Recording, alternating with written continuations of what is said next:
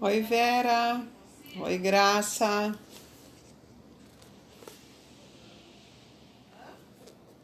Boa noite.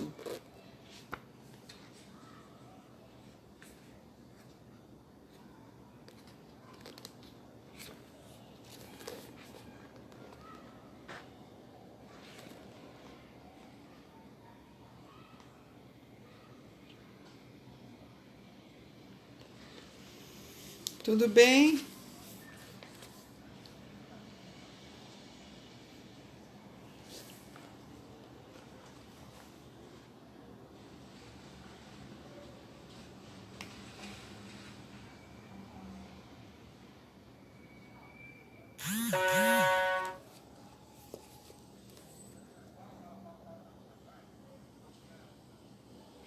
Oi, Nilza.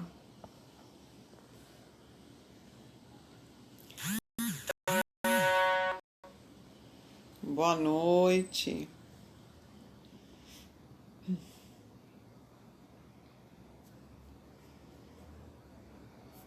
Vamos esperar mais 5 minutinhos para a gente falar hoje sobre um assunto muito interessante, muito importante, que eu quero compartilhar com vocês e aproveitar para vocês tirarem algumas dúvidas, né? E aprenderem um pouquinho também, tá? Então, vamos aguardar um pouquinho enquanto o restinho do pessoal chega.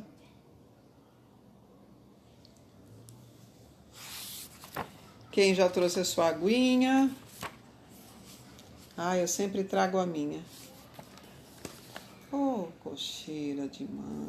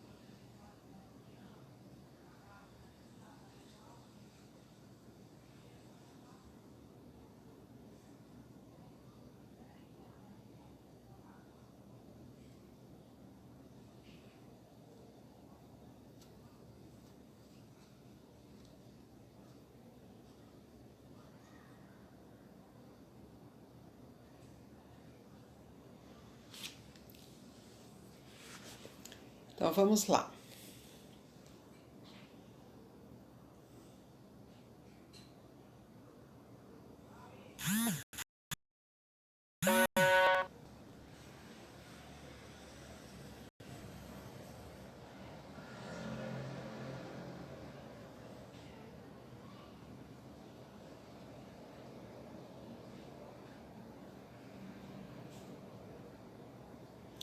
Vamos lá então, vamos começar?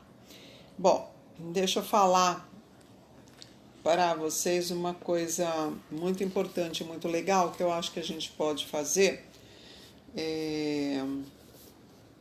para a gente poder entender um pouquinho mais como a gente funciona, né?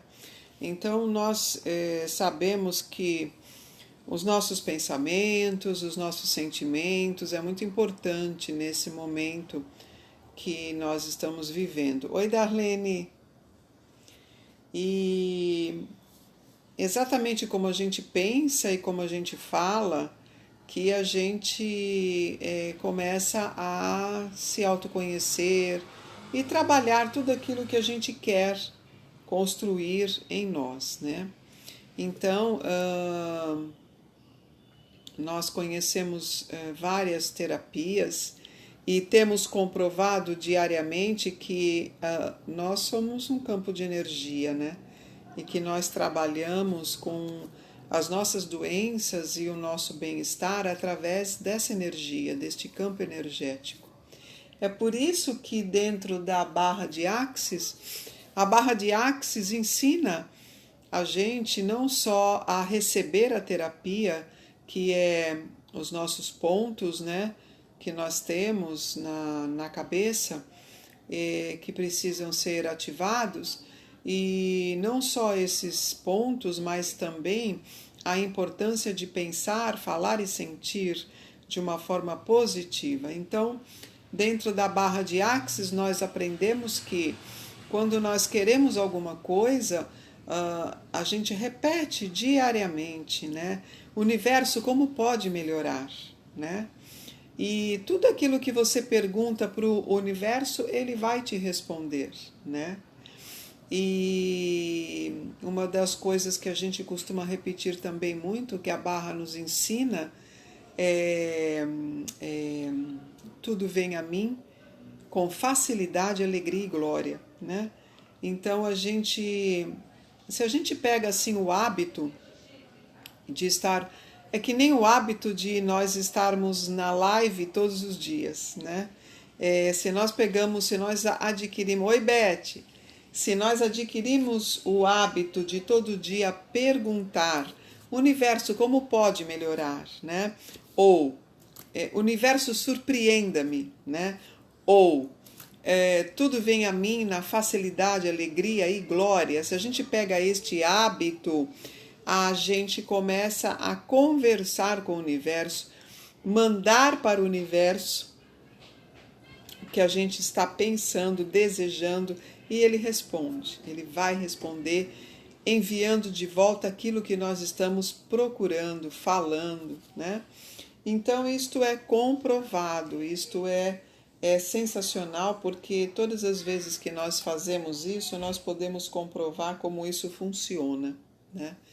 E pensando nisso, eu achei legal que nós pudéssemos aprender também um pouquinho sobre as doenças, né? Quem é que gosta de estar doente? Não é verdade? Quando eu digo doenças, eu digo essas doenças que a gente conhece, que a gente foge delas ou que a gente tem que conviver com elas, o câncer, Alzheimer, artrite, artrose, enfim, todas essas doenças que são conhecidas e que nós procuramos de todas as diabetes, né? Nós procuramos de toda a maneira tentar não ter, eliminar, mas aí que está. Eu estou lendo um livro muito interessante que é do Rutger Dalk, que é esse livro aqui, ó. Vocês quiserem adquirir, comprar, né? E encontrei aqui a doença como linguagem da alma. Encontrei aqui resposta para todas essas doenças que nós conhecemos, né? Então eu gostaria que vocês perguntassem aí sobre qualquer doença. Então vamos supor que vocês tiveram algum familiar que morreu com câncer. Então vocês querem saber por que o câncer existe, né? Vamos supor. Oi, Frederico. Vamos supor que vocês tiveram um parente que teve Alzheimer e vocês querem saber o que estava na alma daquela pessoa para ela ter Alzheimer, né? Então eu vou pedir que vocês escrevam aí o que vocês querem, qual doença, oi Maria Neide, qual doença vocês querem ter uma resposta de informação do porquê que essa doença se manifestou, tá? Então vocês podem já colocar aí embaixo que eu vou falando, eu vou procurando essas doenças aqui e vou explicando para que pode ser a sua própria doença ou pode ser de alguma pessoa próxima que você conhece ou pode ser de alguém que você amou muito, mas que já partiu, mas que teve esta doença. Qualquer doença que vocês queiram saber, tá? Então vocês podem colocar aí embaixo que eu já vou perguntando. Vou dar um exemplozinho assim só, para que vocês possam compreender melhor.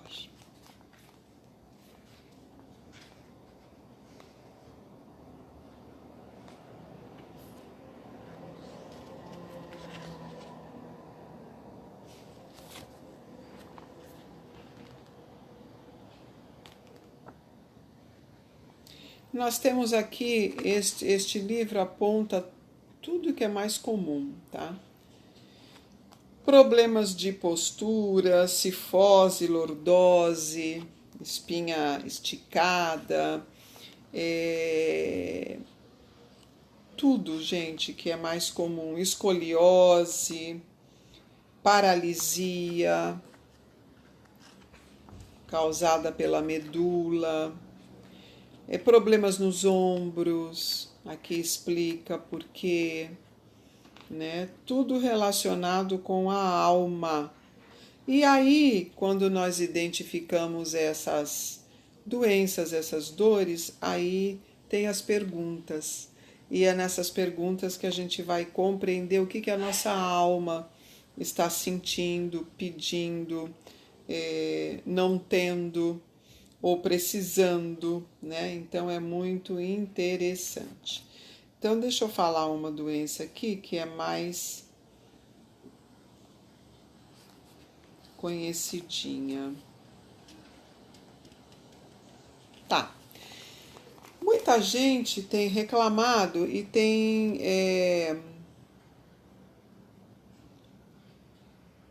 Oi, Yara. Muita gente tem reclamado e tem sentido muito sobre barulho no ouvido. Tá. Artrose, diabetes, Alzheimer e câncer. Acho que são Alzheimer e diabetes. Então, acho que são as mais comuns, vamos assim dizer, as mais conhecidas. Então, vamos falar aqui primeiro, já que muita gente bateu aí, sobre a diabetes, tá? Então, deixa eu explicar aqui o que ele fala sobre diabetes. Vamos ver aqui. Como esse livro é um pouquinho grosso, gente, eu tenho aqui no índice, tá? Então, vocês esperem um pouquinho.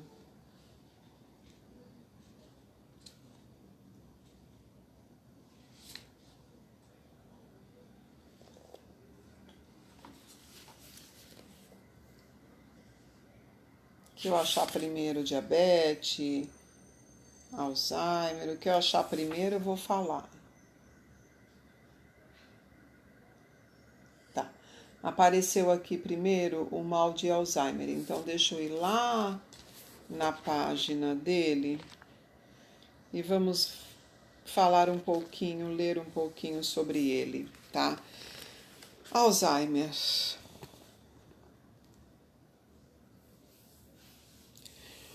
O quadro de sintomas desta doença tinha antigamente o nome de demência pré-senil. Vocês sabiam disso? Antigamente não era Alzheimer, era demência pré-senil, porque colocava precocemente no jogo da vida processos da decadência normal da velhice. O centro de gravidade do adoecimento ocorre entre 50 e 60 anos de vida, sendo que as mulheres são afetadas de maneira preponderante. Comparável a uma caricatura do envelhecimento precoce do cérebro que se instaura, este quadro de sintoma ganha rapidamente terreno em uma sociedade que adoece tanto de velhice. Nesse momento, 60% das pessoas com mais de 63 anos são afetadas em uma curva que tende a crescer. Embora existam 600 mil doentes somente na Alemanha, aos quais se somam 50 mil a cada ano, e o quadro de sintomas tenha se tornado, no entretempo, a quarta causa de morte mais frequente nas nações industrializadas do Ocidente. Ele não desempenha praticamente nenhum papel na consciência dos ainda não afetados. O grande esquecimento é ele mesmo esquecido. Uma doença que termina fazendo com que se perca a razão. É uma provocação para as pessoas de uma sociedade que coloca a razão acima de tudo. Gente, olha isso. Para um pouco e pensa. Esta doença provoca o quê? O esquecimento da razão. Exatamente de pessoas que vivem em uma sociedade onde todos querem ter razão. Brigam pela razão. Vão ligando as coisas, vão juntando as pecinhas do quebra-cabeça. Quando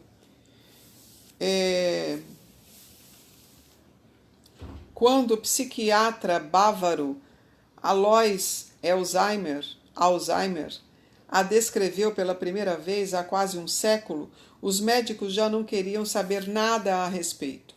Foi somente nos últimos anos, com os números subindo vertiginosamente, que se formou uma certa consciência dessa, que é a mais terrível perda de consciência da qual pode sofrer um ser humano, a degeneração do seu cérebro. O véu cinzento da velhice assumiu aqui a forma da chamada sedimentação de amilioides, que ocorre, sobretudo, nas ligações das células nervosas, as sinapses.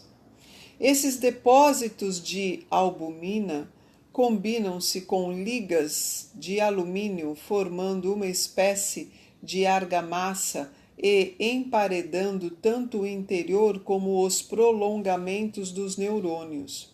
Com isso, a função mais importante dos nervos, estabelecer ligações, é anulada. A rede de comunicações entre o cérebro, responsável pelas funções lógicas, e o sistema límbico, da qual depende o mundo dos sentimentos, é bloqueada. Enquanto se perde a memória, a inteligência, a capacidade de decisão, a orientação, a linguagem, em suma, tudo aquilo a que chamamos de razão, frequentemente se conservam por muito tempo os sentimentos e padrões sociais, a sensação de ritmo e a musicalidade. Após o problema ter sido pesquisado mais intensamente nos últimos tempos, diversas pistas vão surgindo. Por um lado, conclui-se por defeitos genéticos, já que a hereditariedade se comprova em 1/10 dos afetados. Soma-se a isso o fato de que praticamente todos os chamados mongoloides, à medida que fazem 30 anos de idade, desenvolvem o mal de Alzheimer. Os mongols, com 30 anos, desenvolvem o mal de Alzheimer.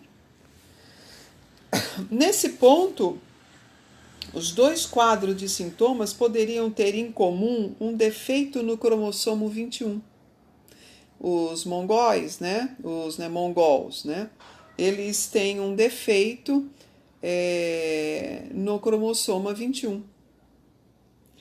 Entretanto, o que esse defeito desencadeia está em aberto. A gente sabe que é um defeito no cromossoma 21.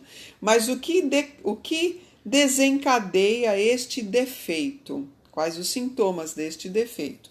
Ainda não está muito claro. Discute-se, além disso, a influência do oxigênio agressivo, os chamados radicais óxidos, que atacam o revestimento gorduroso dos nervos, ou seja, uma carência de substâncias protetoras que impeçam isso. Não é o oxigênio em si que está sob suspeita, mas algumas moléculas isoladas especialmente agressivas, tais como as que resultam da decomposição do ozônio. A sintomática começa de forma discreta, com leves perturbações de memória, sobretudo a memória recente, permanecendo intacta a memória distante. É bem que a gente nota isso, né? Nessas pessoas com Alzheimer, elas conseguem às vezes lembrar coisas lá do passado, bem passado, e coisas que fizeram agora, há 5 minutos atrás, não lembram. A sintomática começa de forma discreta, com leve perturbações de memória.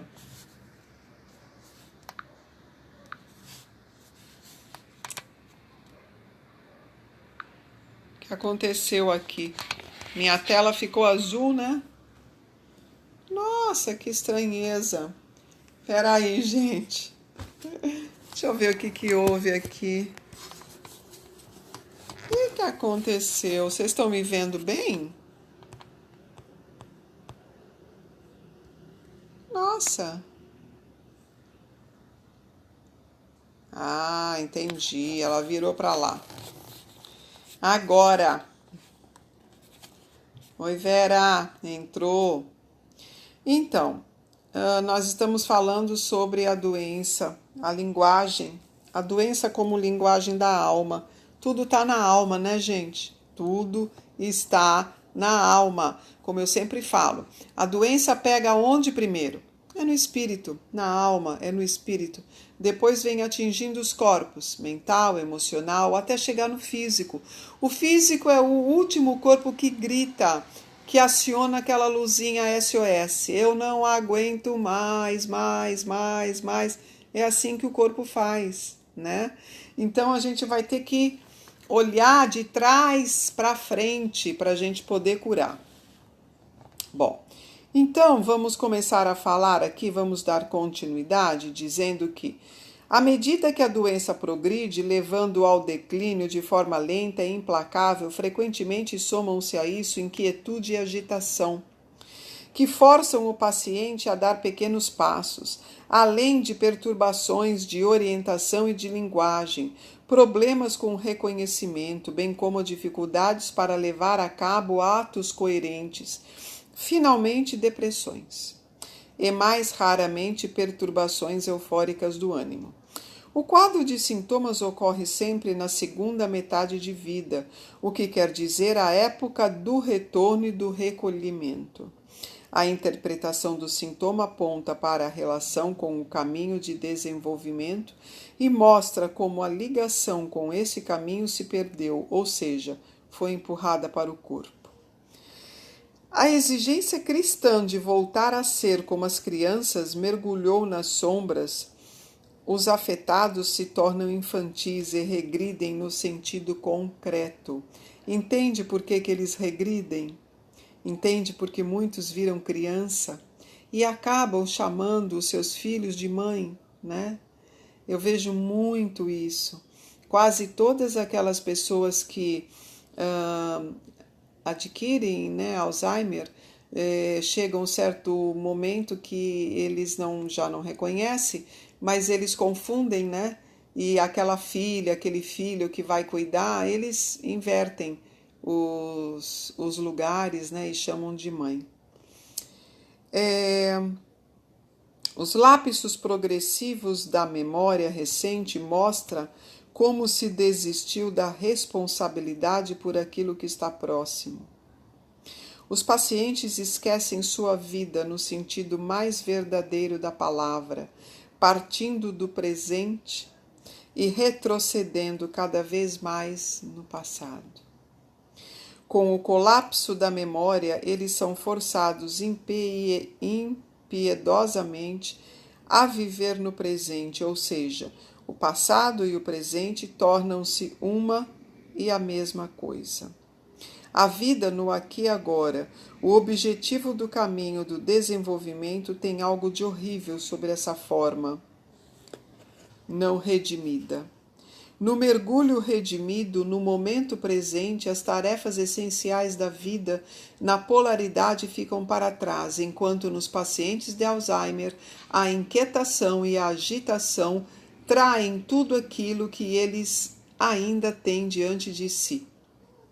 Com a perda do tempo, a compreensão do caminho da vida e as suas tarefas ficam no meio do caminho. Quem não se lembra de nada e vive fora do tempo linear não pode mais assumir nenhum tipo de responsabilidade. Vou repetir essa frase, gente. Presta atenção. Quem não se lembra de nada e vive fora do tempo linear não pode mais assumir nenhum tipo de responsabilidade. A pensar, hein?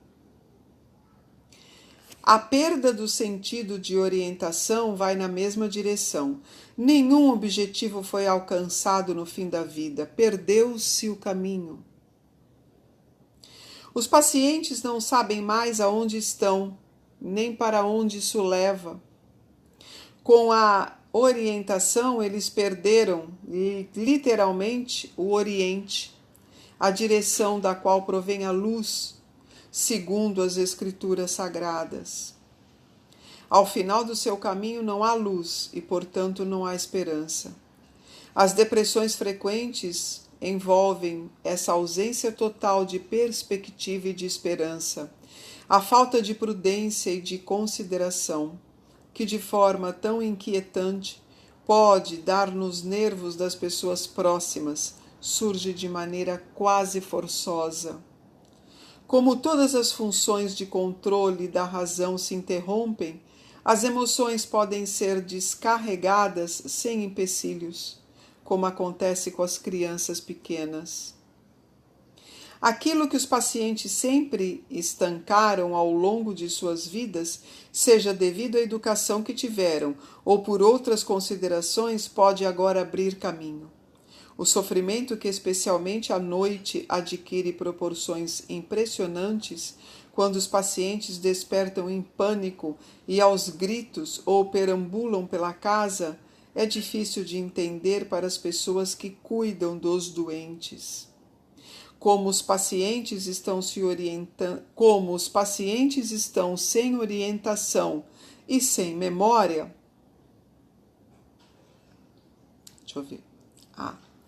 Eles acordam à noite em completa escuridão, sem saber onde estão, e mais tarde também sem saber quem são.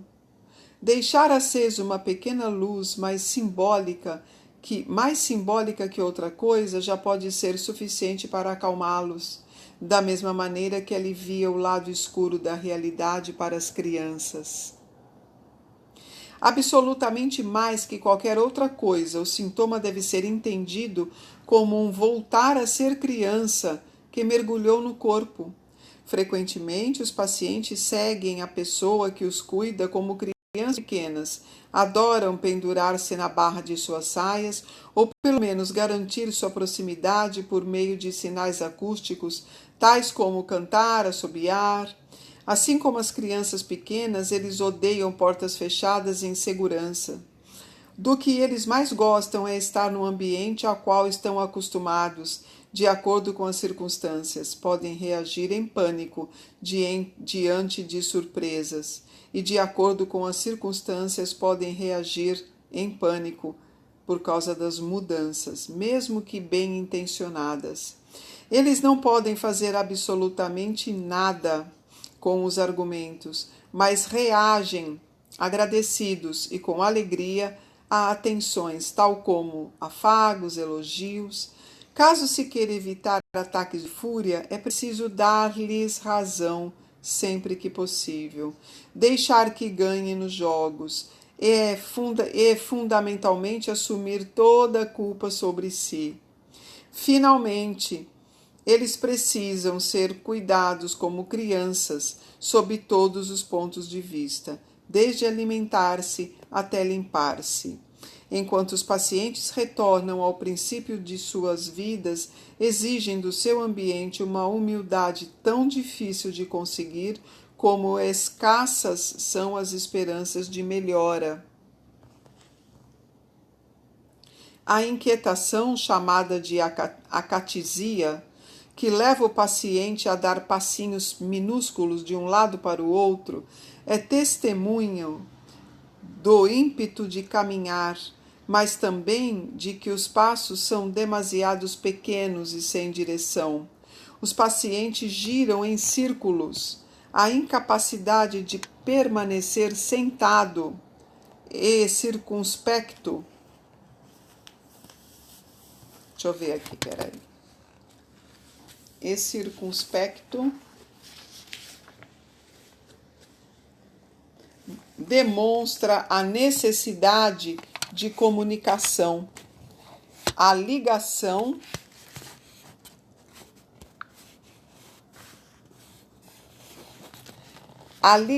com a vida e atividade, o fato de que eles se dispensam a cada momento, não reconhecem mais nada e perambulam desorientados, deixa claro o quanto eles se desviaram do caminho no sentido figurado.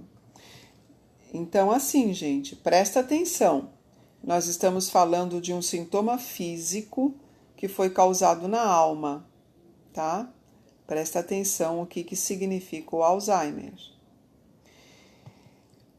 As perturbações da linguagem indicam como o contato se torna difícil e cada vez mais impossível. Eles perderam constantemente o fio da meada, assim como perderam o fio condutor da vida. O filme se rompe com frequência, cada vez maior, até que no final restam somente imagens isoladas e desconexas. Gente, vamos nos colocar dentro do cérebro de uma pessoa com Alzheimer e vamos entender o que ele está querendo dizer aqui. Vocês já imaginaram o quanto deve ser difícil? Vocês já puderam perceber e se colocar no lugar de uma pessoa que tem Alzheimer? Ao contrário do que nós pensamos ou do que nunca quisemos pensar, principalmente quando temos familiares com Alzheimer, o que será que eles sentem? Como será que eles se veem? Como que eles se colocam? E é o que está explicando aqui. As frases tornam-se cada vez mais curtas, transformando-se em palavras que pouco a pouco perdem seu sentido lógico, até finalmente esgotarem-se por completo. Os pacientes não têm mais nada a dizer quanto aos mais variados assuntos, mas é no sentido figurado onde eles, na maioria das vezes, estão interditados. Apesar disso, eles ainda podem expressar muitas coisas através da comunicação não verbal. A designação médica para o problema de linguagem é disfasia, o que quer dizer que eles não vibram mais em fase, isto é, no mesmo ritmo com os outros. Eles também estão desorientados verbalmente, o que resulta em uma extensa mudez. Então, aqueles doentes que estão mudos, eles de fato, eles já não têm mais ânimo para se expressar, né? As palavras ficam desconexadas, né? O cérebro já não comanda mais essa parte aí ligada à fala. Então, eles já não têm mais vontade porque vai diminuindo as frases até chegar às palavras e, por final, eles emudecem.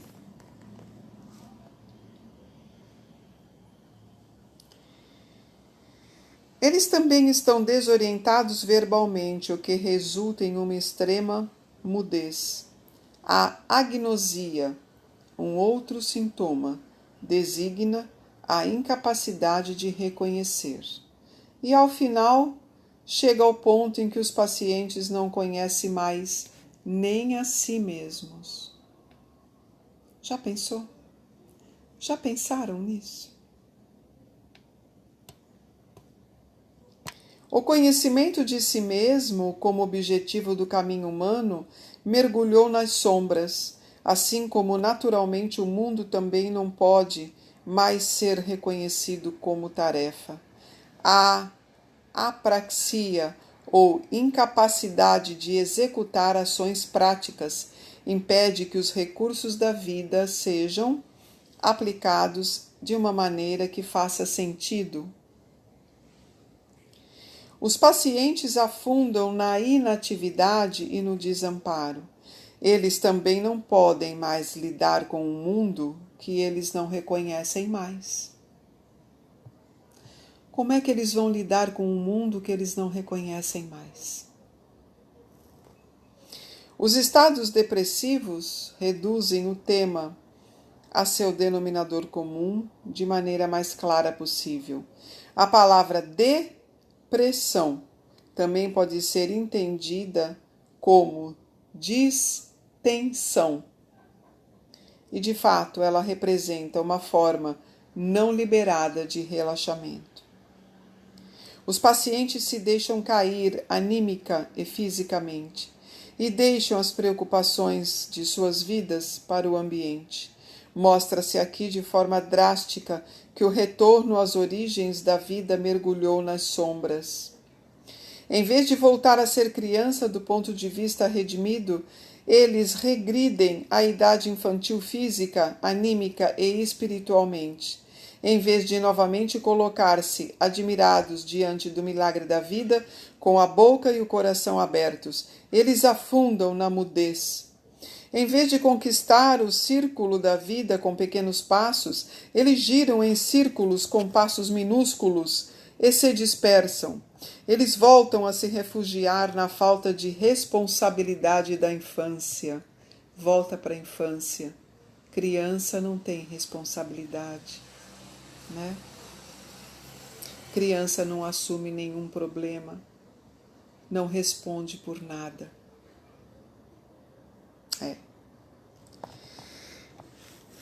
Desejam atenção e cuidados sem qualquer contrapartida e sem ter consciência disso.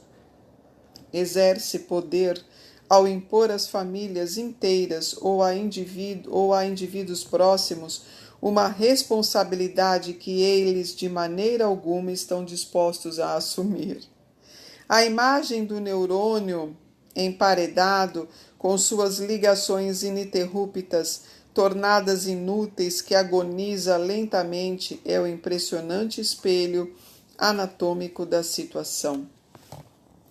O aspecto de fuga também aparece quando se entende depressão de maneira mais corrente, como pressionar para baixo, já que todos os impulsos vitais são rebaixados. O resultado é a morte em um corpo vivo. Finalmente, ambos, o relaxamento total não redimido e a completa supressão das energias vitais, levam à morte. Mas, além do seu lado deprimente, os sintomas permitem vislumbrar a variante redimida na qual a lição a ser aprendida se reflete. A perda da memória significa também libertar-se do passado. A perda de memória significa libertar-se do passado. Então, gente, alguém aí teve algum familiar com Alzheimer? Faz uma retrospectiva. Como foi o passado desse familiar? Foi difícil? Ele queria esquecer algo, ou algum fato, ou alguns fatos que o fizeram sofrer demais, que ele não conseguiu suportar, e que volta e meia vinha na lembrança dele? Será que ele queria se separar do passado dele? Faz uma retrospectiva. Vão pensando nisso, vão analisando para poder entender aquela pessoa que a gente muito amou, que partiu com Alzheimer, né? Então, são coisas que nós nunca fizemos em nossas vidas. Nós apenas choramos a morte. Nós egoisticamente choramos a morte. Não pelo outro que está indo, porque o outro está indo de boa. Por nós, né? Por nós que ficamos aqui, às vezes desamparados, às vezes sozinhos, ou não temos mais quem cuidar, o que faremos sem aquela pessoa, e blá blá, e blá blá, e blá blá. E assim, em virtude de olhar com este olhar egóico, nós acabamos criando aí esse trauma do que é a morte, né? Mas de repente, muitas pessoas vivas, elas escolhem pela morte, que é o paciente de Alzheimer, né? Ele escolhe pela morte em vida, aos poucos, lentamente. O cérebro vai se degenerando e cada compartimento do nosso cérebro vai sendo comprometido. E devagar nós vamos perdendo tudo que nós temos como ser humano. Esta morte lenta, progressiva, cruel, é uma escolha da alma? Sim, é uma escolha da alma. E nós vamos entender agora o porquê. A mudez pode significar a quietude diante de um mundo que causa espanto e sobre o qual já se falou o suficiente.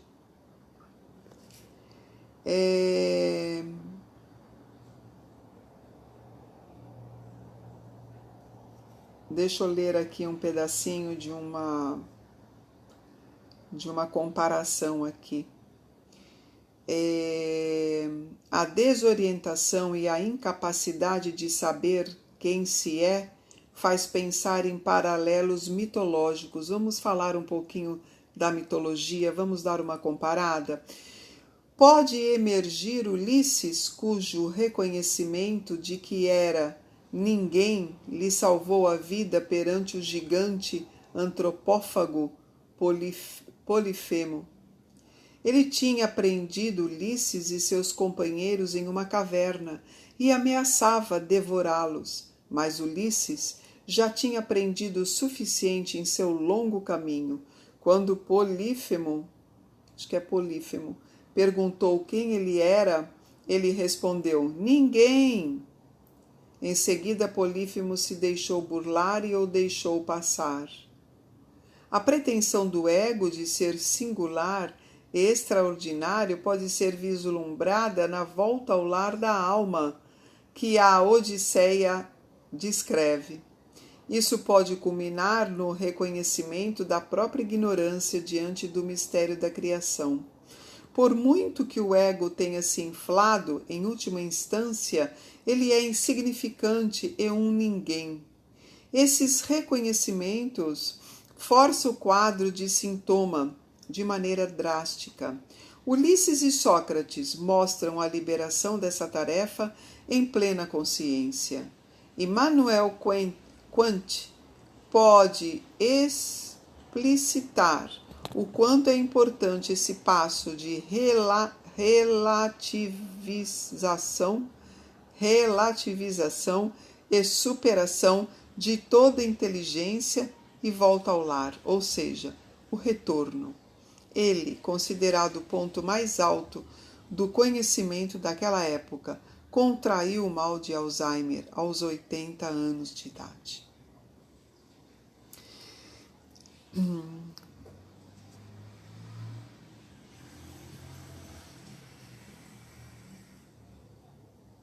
A euforia que surge entre as fases depressivas pode dar um gostinho da bem-aventurança que corresponde a esse âmbito. Realizar em si o reino celeste de Deus é o objetivo de todas as vidas. A vida na polaridade do nosso mundo, de opostos, sempre visa, em última instância, a unidade, o paraíso, o nirvana, ou como quer que queiram chamá-lo. Frequentemente são duas as pessoas afetadas por esse quadro de sintomas, quando se pensa que os depósitos de albumina começam 30 anos antes do surto dos sintomas. Gente, essa doença, ela começa 30 anos antes dos sintomas. Quem conviveu de perto com um doente de Alzheimer percebe isso. Aos poucos a gente vai vendo mudanças de humor, mudanças de postura, mudanças de pensamentos, de crenças, né? E aos poucos, bem aos poucos, até chegar nesses sintomas principais que foram aqui descritos, leva-se 30 anos. Então veja, uma pessoa que adquire Alzheimer nos seus 40 anos, nos seus 60 anos, ela começou aí com seus 30 anos a desenvolver a doença, jovem ainda, né? E a gente pensa que é só em velho que dá e quando vem, vem assim. Não, não é. Não é assim. Frequentemente, são duas as pessoas afetadas por esse quadro de sintomas. Quando se pensa que os depósitos de albumina começam 30 anos antes do surto dos sintomas e que o percurso da doença pode durar até 15, 20 anos, pode-se calcular o que isso significa para o companheiro. O problema para o cuidador, exigido durante todo o dia e às vezes também à noite, parece praticamente insolúvel. Pessoal cuidador estranho é rapidamente exigido até o limite devido à dificuldade da situação, e na maioria dos asilos utilizam calmantes da família do diazepam, Valium, etc., que realmente tornam os pacientes mais tratáveis, mas os sintomas pioram. Parentes que na maioria das vezes são esposas ou filhas têm a incalculável vantagem de amar o paciente, mas, com isso também, o problema de ter uma imagem positiva deles. Na maioria dos casos, essa imagem é destruída sem deixar restos, e o que os espera é uma despedida que dura anos, passo a passo. Irrevogável, que requer mais força do que se pode exigir de uma pessoa. Muitas vezes não se sabe quem sofre mais, se é os doentes ou aqueles que permanecem voluntariamente ao seu lado. Enquanto os pacientes regridem inexoravelmente em seu caminho, os acompanhantes trilham um caminho de alto sacrifício. Percebe? Enquanto o paciente vai para um caminho irrevogável que não tem volta, os acompanhantes, familiares que estão do lado, trilham um caminho de alto sacrifício. É uma variante do caminho de volta que foi negada aos doentes e a eles confiados. Enquanto eles agora precisam percorrê-lo inconscientemente, isto é, padecê-lo, os ajudantes que estão a seu lado são forçados a compartilhá-lo conscientemente. O paciente perde a consciência. O ajudante, o familiar, está consciente. Algumas pessoas que se entregaram a esse caminho contam o quanto ele os transformou e os enriqueceu. Quem se propõe essa tarefa sobre-humana aprenderá muito sobre si mesmo e sobre o ser infantil que se esconde em cada pessoa, sobre a coragem e sobre a humildade. Ao contrário da educação de uma criança, onde todos os problemas estão ligados a uma perspectiva de melhora,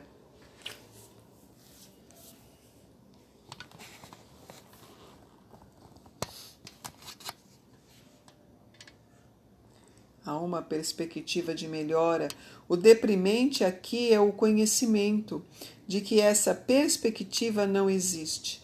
Enquanto as crianças crescem, os pacientes de Alzheimer afundam. Nesse ponto, se tentativas de educação feitas pelos acompanhantes chegam com décadas de atraso e, na verdade, estão fora de lugar, seria necessário mostrar o itinerário do caminho de volta ao lar.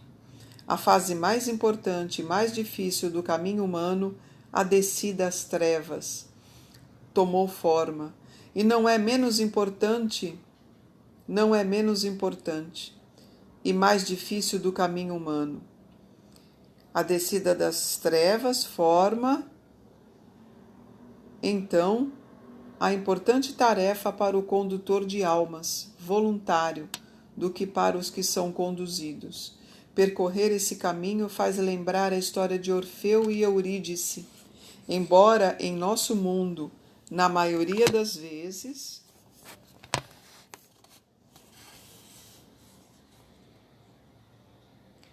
seja uma mulher que assume voluntariamente a descida ao mundo dos mortos por amor a uma alma querida.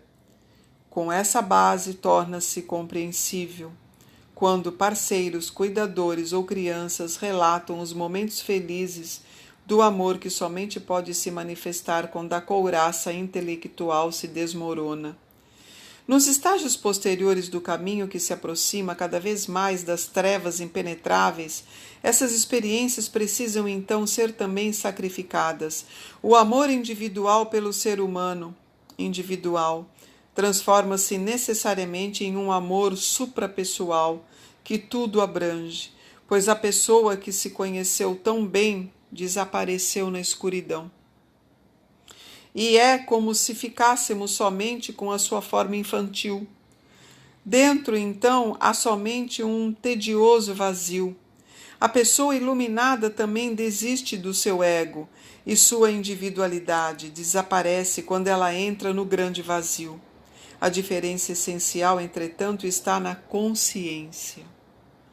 À medida em que este quadro de sintomas reforça os fenômenos normais da decadência da velhice, coloca um espelho nítido e apavorante diante de uma sociedade que convive com um número maior de pacientes de Alzheimer.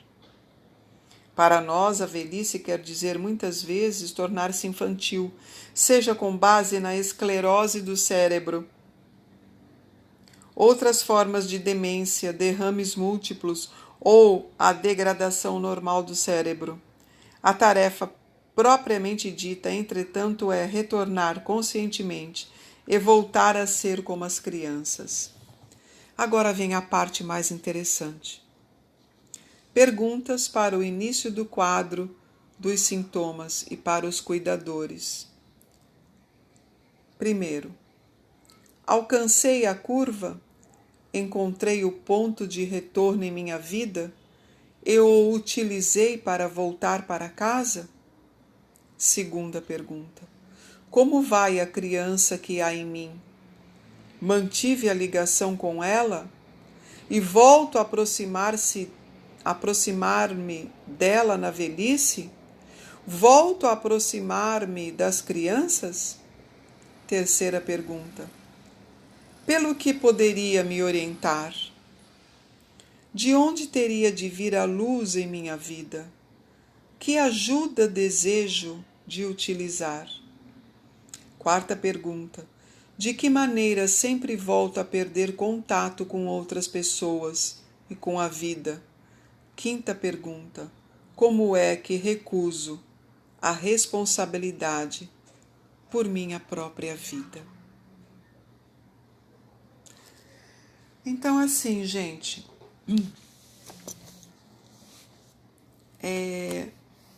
dá para vocês imaginarem o que uma alma passou e sentiu quando ela opta por uma doença como o Alzheimer? Eu acredito que quando a gente começa a se aprofundar um pouquinho mais na alma e na espiritualidade, a gente começa a entender melhor tudo, não só nos autoconhecer, mas como também as nossas doenças. É muito importante que nós comecemos a olhar com esse olhar de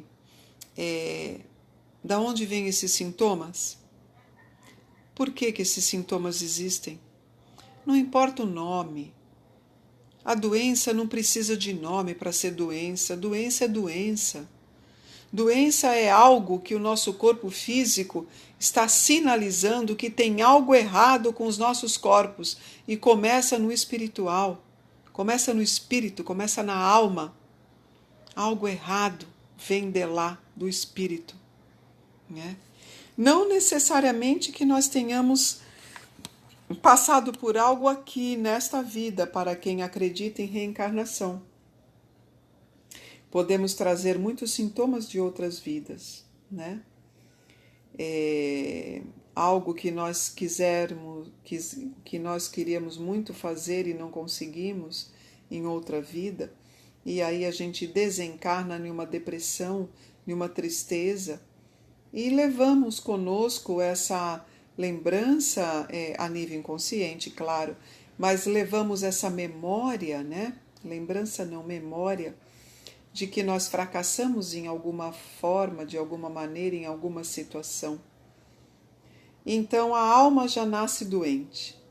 Quando nós encarnamos, vamos assim dizer, a alma continua doente, né? Ela não se cura de encarnação para encarnação, né? Ela precisa curar ela. Vem do princípio, vem do começo, né? É um fiozinho que a gente vai puxando para desemaranhar o nó, né? Então, a gente começa a perceber o quanto é interessante e importante. E Alzheimer é uma das doenças mais complexas, né? Que nós menos compreendemos. E então talvez ela tenha sido um pouco longa aí para a gente falar sobre ela, mas eu espero que vocês tenham compreendido muito bem da onde que o Alzheimer vem, né?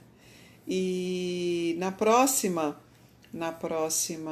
live a gente fala sobre outra doença, o diabetes, né? Que vocês tinham perguntado, mas eu acabei achando o Alzheimer. Então, assim, vamos fechar os nossos olhinhos e vamos fazer uma pequena conexão com todas aquelas pessoas que partiram daqui, desta vida com Alzheimer. Aquelas que vocês conheceram,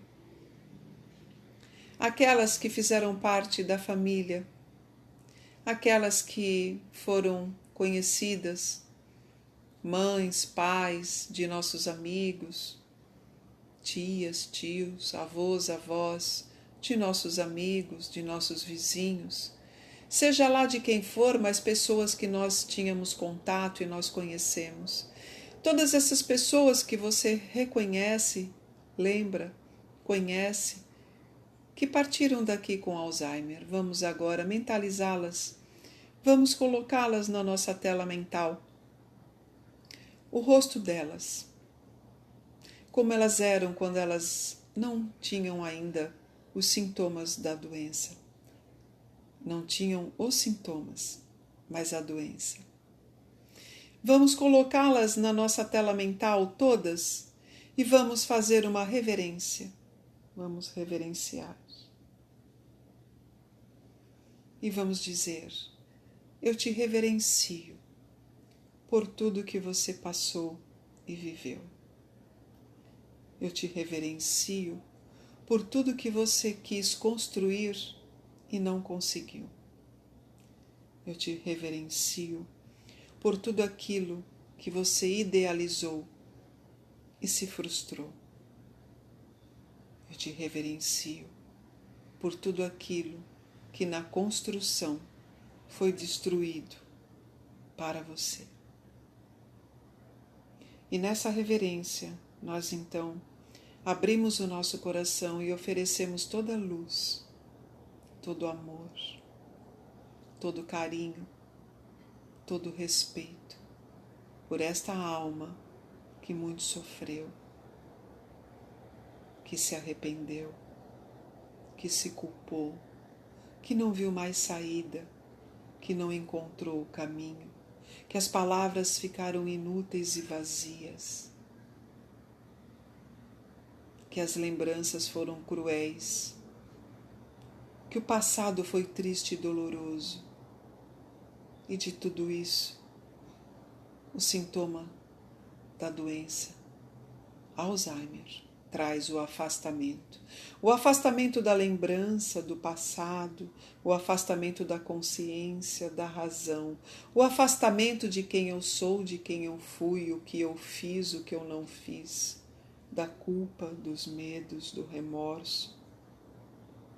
É muito sofrimento para uma alma chegar a este ponto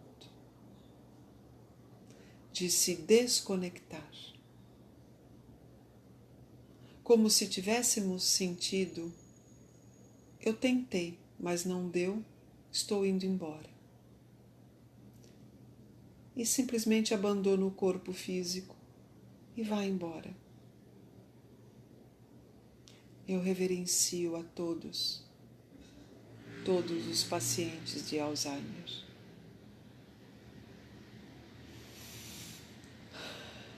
E assim é. Então é isso, gente. Aprendendo e fazendo com este aprendizado um trabalho, um serviço de amor e doação para todos os pacientes, seja lá que doença for, tá bom? Amanhã falaremos sobre outras, se der tempo, mais do que uma ou duas, para a gente compreender melhor, tá bom? Beijos!